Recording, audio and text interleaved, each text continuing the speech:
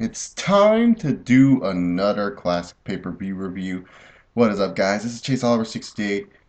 And remember, guys, if you want a pay-per-view reviewed, comment down below the pay-per-view and thumbs up if you have the same pay-per-view idea.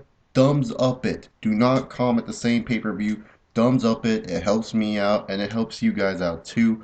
The winner of this contest and getting the plug, SummerSlam 2003, asked by Piznick64. And second place was No Way Out 2001, asked by the Tree of Woe show. Sorry, maybe next time Tree of Woe show, but congrats to Justin as he's a longtime Miami Heat fan and his Heat won the NBA championship. Now let's go on to SummerSlam 2003. I remember watching SummerSlam 2003 as a kid. I got sick and I was feeling woozy and I was actually really sick. I had a fever and it was weird that I had a fever in the summertime, but then I remember watching this show again and I say, wow, I can understand why this show made me sick. So let's move on. Your Heat matches had Zach Gowen versus Matt Hardy, but Zach Gowen got beat down backstage. I mean, who would do that to Zach Gowen? The dude has one leg, but it's okay because Matt Hardy won by forfeit. And then a match that could have served as the opener. Rey Mysterio defeated Shannon Moore in like 2 minutes, and this was forgettable on all means, and it was for the Cruiserweight title too. So, yeah, pretty much that's how the Heat matches went. Now let's get to the real card. The first match on the card was the World Tag Team title match featuring champions La Resistance, Rene Dupree and Sylvain Grenier, taking on the Dudley Boys. And really, this match sucked. This was a boring opener. There was nothing really too much to say about this opener. This just felt really, really bland when it came down to the whole match itself. It was just a bland opener. When you have a bland opener, ooh, that doesn't help you a lot. But don't worry, it gets better and better as Undertaker feuds with A-Train. I believe it was continuing off their WrestleMania feud. I don't know why Taker wants to feud with A-Train out of all people, but whatever. We're moving on from one pile of shit to another, and oh god, Undertaker and A-Train. I wouldn't say this match was bad. It wasn't the best, but it wasn't entertaining. This match was just kind of thrown together. I mean, really, the only thing I remember too much, and when I was watching this match, I was thinking of this. I don't know if it was Jimmy Kimmel or one of those late night shows. Undertaker went on and he was making fun of A-Train's chest hair, and for some reason, I was so focused in on A-Train's chest hair that this match was just a blur to me. And really, this match is forgettable and missable on a lot of occasions. So definitely avoid this match. And then another match, and a match that really I thought could have had so much potential, but ultimately failed, in my opinion. Shane McMahon versus Eric Bischoff. You know, I was looking forward to this match as a little kid, and even watching the video packages, I was looking for it now. And then the match happens. Pretty much, it's not as exciting as I thought it would be. A couple little nice brawls between the two, but ultimately, Stone Cold Steve Austin gets involved, and he does what he does best. Stunner, gets a crowd popping, all this other bullshit, and yeah, that's all that happened. Really, that's it. This SummerSlam card already. It was just tanking down the drain. It was just coming to the point where it's like, oh my goodness, what's next? What could you put up next? So we get a fatal four-way for the United States title. The United States title, I believe, was brought up on, I think it was Vengeance 2003. The final matchup for the United States title was Eddie Guerrero versus Chris Benoit. Eddie Guerrero won the United States title thanks to the help of Rhino, who was supposed to be Chris Benoit's best friend, but ended up betraying him. So it was a fatal four-way featuring Eddie Guerrero, Chris Benoit, Rhino, and out of all people, Tajiri. Yeah, Tajiri. He got a U.S. title shot. I was like, what? I mean, I know Eddie and Tajiri, I believe, earlier in that year were tag team champions, but Tajiri, what the fuck? I mean, seriously, that's just so random. This fatal four way, it worked with Eddie Guerrero how he was doing a good job as a heel, kind of staying out of it. He was letting the other guys like pick their parts. Rhino and Chris Benoit, you know, they were kind of doing most of the workload. I thought Tajiri had some nice little spots in this match, but this was nothing really too much to write home about. Eddie Guerrero ends up retaining the U.S. title, and this match, when you hear the names of this match, you got two of the best in-ring workers when it comes down to Eddie Guerrero and Chris Benoit, and then not only that, you have Rhino who's pretty decent, I guess, in the ring, and then Tajiri who is probably one of the most underrated workers. And you would think, man, this Fatal 4 would be awesome, but it ended up being short, didn't get the time it needed. But it's okay because it made up for the Kurt Angle versus Brock Lesnar match that was up next. Not made up for it, but it was.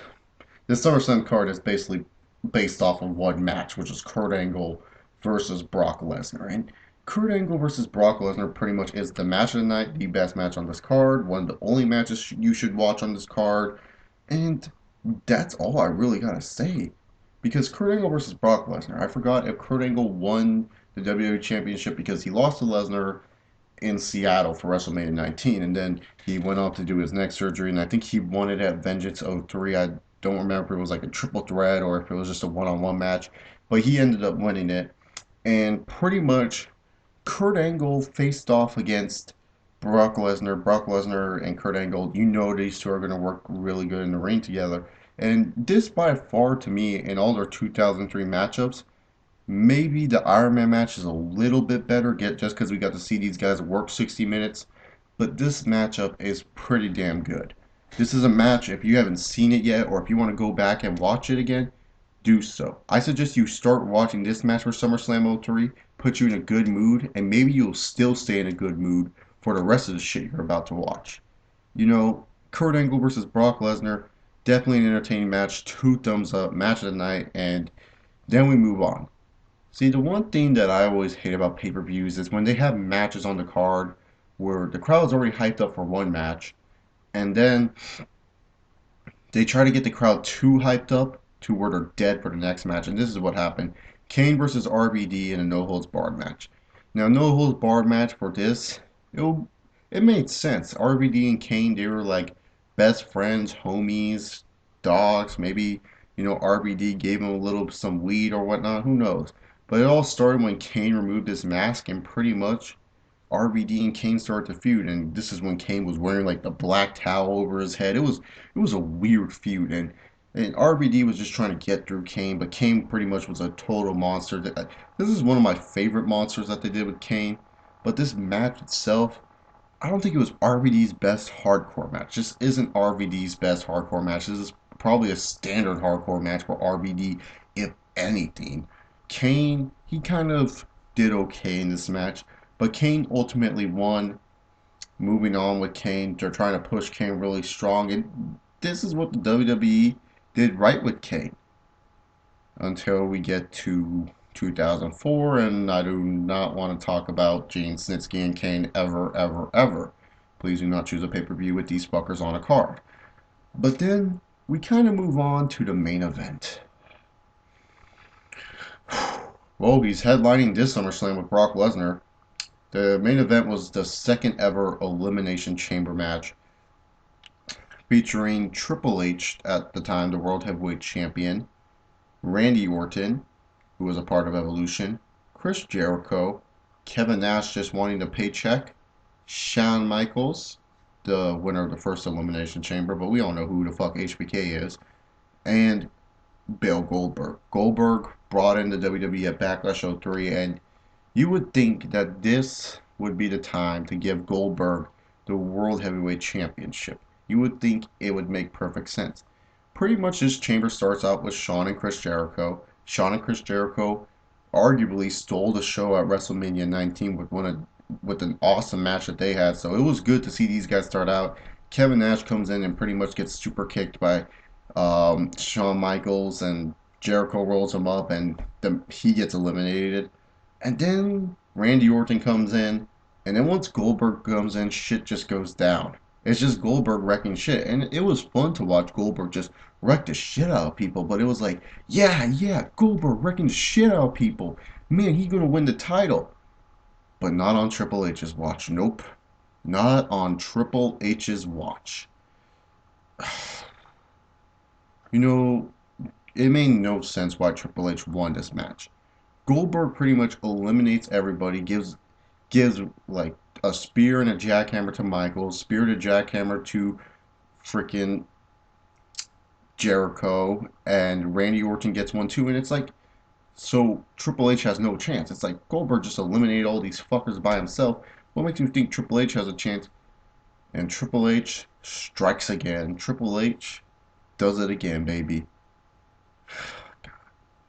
Sometimes I just wonder why. Well, what makes sense in this? Goldberg pretty much destroyed in this match, and somehow Triple H gets a fucking sledgehammer. Goldberg rams into it, and it's like, what? That's how he fucking loses? And it's like, it left a bitter taste in your mouth. And this, not to mention, this chamber was fucking short. They were short on time for this match. Kurt Angle and Brock Lesnar pretty much went 20 minutes. This went 18 minutes tops. I mean, this match was just so short, so bland. It was just Goldberg kicking ass. And I understand if you're a Goldberg fan and you enjoy it, but when you see that and you see Triple H win like that, it doesn't it kind of piss you off that Goldberg didn't win the title? I mean, he won it the next month at Unforgiven. Why the fuck could he not win it inside of the fucking elimination chamber to show, yeah, Goldberg's the baddest man? You have Triple H get the rematch, and pretty much Triple H Goldberg, it never fucking ends. It never fucking ends for the rest of the year. So pretty much, if you ask me to review Unforgiven '03, Survivor Series '03, or Armageddon '03, you know what I'm going to be talking about. Triple H and fucking Goldberg. It was just pretty much stupid.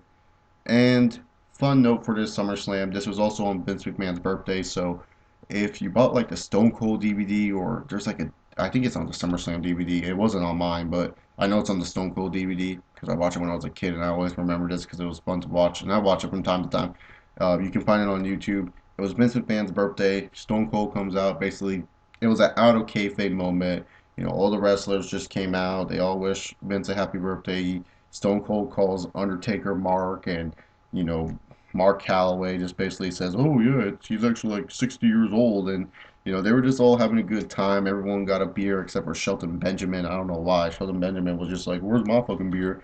And I remember Rey Mysterio stole a beer from Shelton Benjamin. Like it was getting thrown to him, and Rey just stole it and he threw it to someone. Like he threw it to one of the fans. I was like, "Oh my God, Rey, that's just so mean." Poor Shelton. He didn't get beer that night, but. That's just a fun fact. It was on Vince's birthday, but this SummerSlam ultimately blows. This SummerSlam is not really exciting one. The only matches I suggest you watch on this one is maybe the Fatal 4-Way if you got full entertainment out of that. That's a pretty decent match. You get the match of the night, as I said, the only match that really should you care about the show is Brock Lesnar and Kurt Angle. The No Holds Barred match is pretty good. And if you're a really big Goldberg fan, I guess check out the Elimination Chamber. But other than that, this card really was lackluster and not really that good. SummerSlam 2003 gets a D plus. So remember, guys, comment down below what pay-per-view you want me to review next on the classic pay-per-view reviews. Remember, comment your thoughts on SummerSlam 2003 if you have any thoughts. And also make sure you send in questions for the Q&A. Check out my second channel, CO Live Videos, and my Twitter at ChaseOliver68. Thank you all for watching, and I hope you guys have a good fucking time. See y'all.